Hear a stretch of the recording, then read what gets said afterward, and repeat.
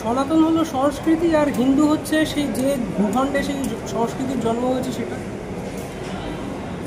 খুব ছোট্ট করে বলতে গেলে তাই।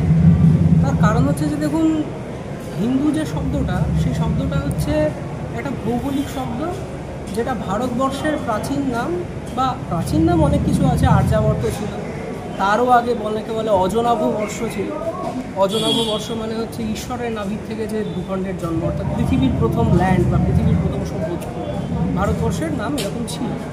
কিন্তু পরবর্তীকালে হিন্দু বলতে যেটা বোঝানো হয়েছে সেটা হচ্ছে অনেক পরে, যখন ভারতবর্ষে বহিরাগতদের আগমন হয়েছে, বা বলতে পারেন বহিরাগতদের বারবার আক্রমণ হয়েছে, তখন ভারতবর্ষের যে আদি সংস্কৃতির মানুষ বা আদি সংস্কৃতির অবলম্বন করে যারা বাঁচছিল, তারা নিজেদেরকে প্রকাশিত করার জন্য এই নামটা দিয়েছে। বাইরের মানুষ ভারতবর্ষকে হিন্দু নামটা দিয়েছে কেন? সিন্ধুর থেকে অপভ্রংশ হয়ে হিন্দু।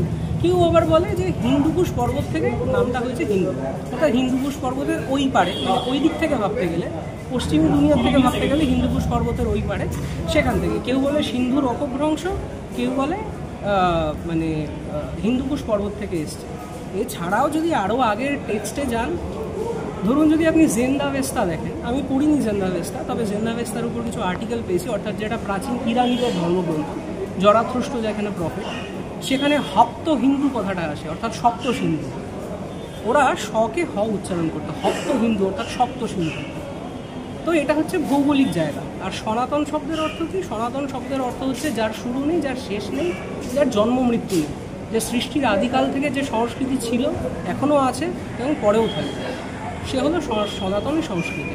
এবং সনাতন সংস্কৃতির জন্ম যে ভারতবর্ষেই হয়েছে এবং ভারতীয় ভূখণ্ডের ভিতরেই জন্ম হয়েছে, এই বিষয়ে ঐতিহাসিকদের কোনো দ্বিমত নেই।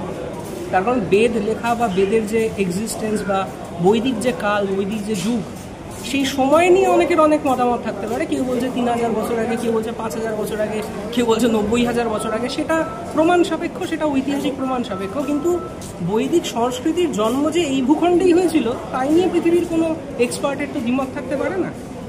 ফলে এই দিক থেকে হিন্দু শব্দটা আর সনাতন শব্দটা ডিফারেন্ট।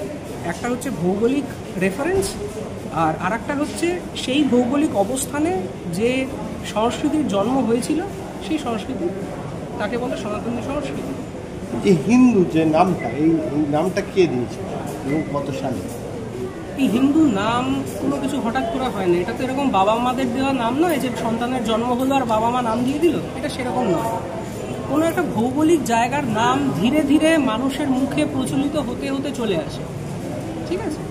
জিনিসটা হচ্ছে যে যখন, যেটা বললাম, যে ভারতবর্ষে যখন বহিরাগতদের আক্রমণ বা আগমন হয়েছে, যেটাই বলেন আপনারা, তখন প্রতিটা জায়গারই তো একটা নাম ছিল।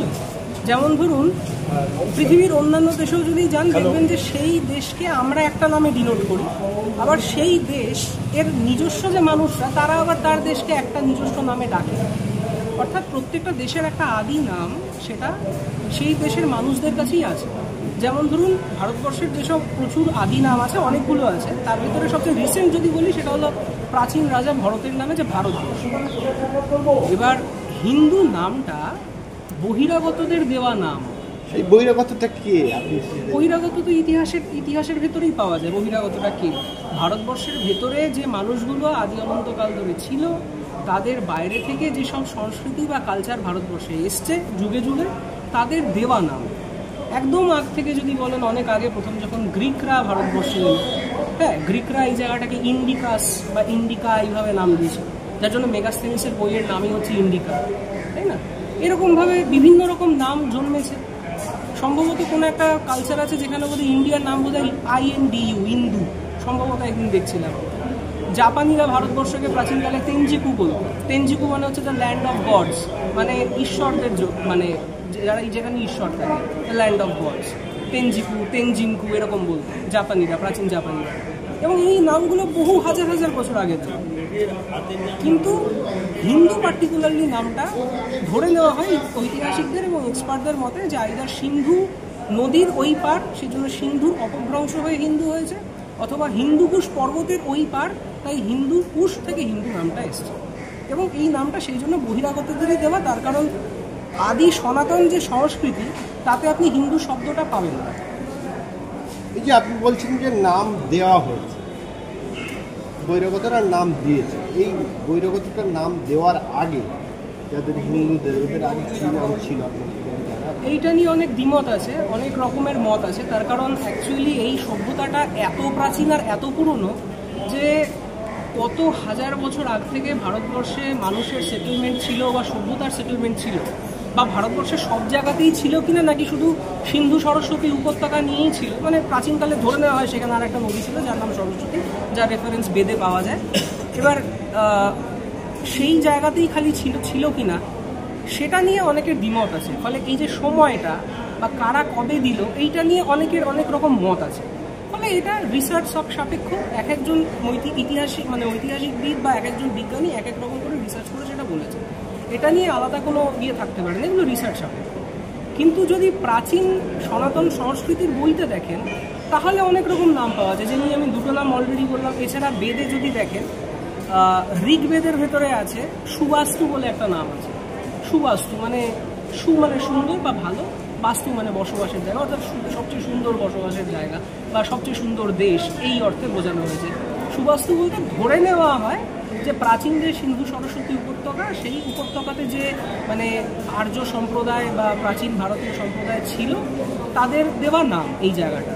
এবার বাইরের যে লোকেরা এসছে তারা তাদের মতো করে একটা নাম দিয়েছে, এটা হলো ব্যাপার। যেমন ধরুন আমরা অনেক সময় বলি না যে আমাকে যদি এখন কেউ বলে যে ইডেন গার্ডেনটা কোথায়, আমি কি বলবো, এই রাস্তা দিয়ে সোজা চলে যান ক্ষুদিরাম বোসের মূর্তির ওই দিকে, আমি রেফারেন্স দেবো না যে ওই মূর্তিটার ওই দিকে। ঠিক একইভাবে আমি যেহেতু এই মুহূর্তে ইডেন গার্ডেনে নেই, সেই জন্য আমি যেহেতু বাইরে আছি, আমার জন্য ইডেন গার্ডেনের রেফারেন্স হচ্ছে ওই মূর্তিটার ওই দিকে।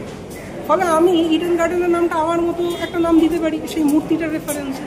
এরকমভাবে নানান যুগে নানান রকম নাম হয়েছে, হয়তো সিন্ধু নদীর থেকে অথবা হিন্দুকুশ পর্বত থেকে। এক্সপার্টদের তাই মত, মানে আমি এইটুকুই পড়েছি, এর বাইরেও অনেক কিছু থাকতে পারে, সব তো আমার জানা নেই। আমার যতটুকু জানা আছে এইটুকুই। এই যে হিন্দু ধর্ম, হিন্দু যে মুসলিম ধর্ম, হিন্দু ধর্ম কত বছর পূর্ব, কত হাজার বছর? দেখুন, প্রথমত ধর্ম শব্দটাকে আগে বুঝতে হবে, তারপর হিন্দু, মুসলিম, শিখ, খ্রিস্টানের প্রশ্ন আসছে। ধর্ম শব্দের অর্থ হলো যা ধারণ করে, অর্থাৎ আ সেট অফ রুলস বা একটা ল বা একটা সিস্টেম যেটা সমাজকে ধারণ করে, সমাজকে চালিয়ে নিয়ে যায়, যে কোনো পরিস্থিতির মধ্যে থেকে সমাজকে আগিয়ে নিয়ে যায়, তাই হলো ধর্ম। সেই ধর্ম হচ্ছে সত্যের ধর্ম, সৎ ধর্ম, মানুষের কাছে মনুষ্যত্বের ধর্ম, যুগ যুগ ধরে তাই হয়ে এসছে। ধর্মের কনসেপ্ট আর যেটাকে ধরুন বলা হয় রিলিজিয়ান ইংলিশে বা মাযহাব, দুটোর ভিতরে একটু ডিফারেন্স আছে। মাযহাব বা রিলিজিয়ান এই শব্দটার অর্থটা, এই জিনিসগুলো আসে হচ্ছে একটা ফেথ সিস্টেম থেকে, বিশ্বাস সিস্টেম থেকে। অর্থাৎ যার ভেতরে একটা বিশ্বাস সিস্টেম আছে, বিশ্বাসের মাধ্যমে ঈশ্বর বা কিছুকে পাওয়ার একটা রাস্তা আছে, তাকে বলা হয় মাযহাব বা রিলিজিয়ান। ফলে রিলিজিয়ানের সাথে ধর্ম শব্দটাকে এক করলে চলবে না। সত্যি কথা বলতে কি, ধর্ম একটা সম্ভবত সংস্কৃত শব্দ, যেটা বোধহয় ধার বা ধর ধাতু থেকে উৎপন্ন হয়েছে, এবং ধর্ম শব্দটার কোনো ইকুইভ্যালেন্ট ইংরাজিতে কোনো শব্দই নেই। খুব কাছাকাছি যদি বলেন তাহলে রাইটিয়াসনেস বলতে পারি, মানে সঠিক রাস্তা। ধর্মের খুব কাছাকাছি ইংরাজি শব্দ। রিলিজিয়ান কিন্তু ধর্ম নয়, রিলিজিয়ান হলো বিশ্বাস সিস্টেম, অর্থাৎ রিলিজিয়ান বা মাযহাব হলো বিশ্বাস। আপনি যদি বিশ্বাস করেন যে যাকে আপনি কখনো দেখেননি বা জানেন না তিনি আছেন, এবং তার সংক্রান্ত তাকে করেসপন্ডিং কিছু জিনিসে আপনি বিশ্বাস করেন, তাহলে আপনি হলেন রিলিজিয়াস বা বিশ্বাসী। বিশ্বাসের জায়গা কিন্তু সনাতন সংস্কৃতিতেও আছে, কিন্তু সনাতন সংস্কৃতির যে মূল জায়গাটা বা ধর্মের যে মূল জায়গাটা, সেটার মূল যে স্তম্ভ সেটা হলো যোগ। এবার যদি যোগীদের কথা বলেন, যেমন ধরুন আমি যদি পতঞ্জলির যোগসূত্র দেখি বা যোগশাস্ত্র দেখি, বা বৈদিককালে যারা মন্ত্রদ্রষ্টা ঋষি ছিল, অর্থাৎ যারা যোগ নিদ্রার ভেতরে বা যোগ অবস্থায় তারা মন্ত্রের দর্শন পেত বলে মনে করা হয়, করে সেই তার মাধ্যমেই বেদ রচনা হয়েছে।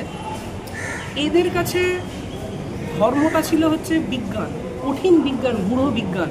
এই বিজ্ঞান হচ্ছে আজকে সাধারণ মানুষের পক্ষে বোঝা খুব কঠিন, প্রচুর পড়াশোনা করা দরকার। বা সত্যি কথা বলতে কি, ঈশ্বর এমন একটা বিজ্ঞান, একটা সুপ্রিম সায়েন্স, আধ্যাত্মবাদ সুপ্রিম সায়েন্স। আধ্যাত্মবাদ বা ঈশ্বরকে বুঝতে গেলে নিজের ভেতরে কিছু আধার থাকতে হয়, হঠাৎ করে এভাবে বোঝা যায় না। ফলে সেই জিনিসটাকে নিয়ে আমরা আজকে আলোচনা না করাই ভালো, তবে এটা একটা বিশাল বড় একটা বাস্তব। কিন্তু ধর্ম যদি বলেন, ধর্ম হলো মানুষের ধর্ম, যে ধর্ম মানুষকে মানুষের সাথে মিলে একসাথে বসবাস করতে শেখায়। সেটা কিন্তু কোনো জায়গাতে আলাদা না, সেটা হিন্দু, মুসলিম, শিখ, খ্রিস্টান সব জায়গাতে একই কথা বলা আছে। একসাথে মিলে ভালোভাবে থাকো, যাতে সমাজকে ধারণ করা যায়, যাতে সমাজ যুগের পর যুগ চলতে থাকে, যাতে সমাজ আরও ভালোভাবে থাকে, সমাজের ভিতরে মানুষের উন্নতি হয়, এবং প্রতিটা মানুষের উন্নতি হলেই তো একটা আপামর সমাজের উন্নতি হয়। আমার পুরো শরীরটা তো তখনই উন্নত হবে যখন আমার শরীরের প্রতিটা কোষ উন্নত হবে। আমার যদি কোষগুলো মরতে থাকে তাহলে তো আমার শরীরটাও নষ্ট হয়ে যাবে। ফলে প্রতিটা মানুষের উন্নতির মাধ্যমে যে সমাজের সার্বিক উন্নতি, অর্থাৎ সবাইকে নিয়ে চলার যে পথ, সবাইকে নিয়ে থাকার যে পথ, সেটাই ধর্ম। মানুষের কাছে মানুষের ধর্ম। কি নাম আপনার? আমার নাম যশোরাজ রায়।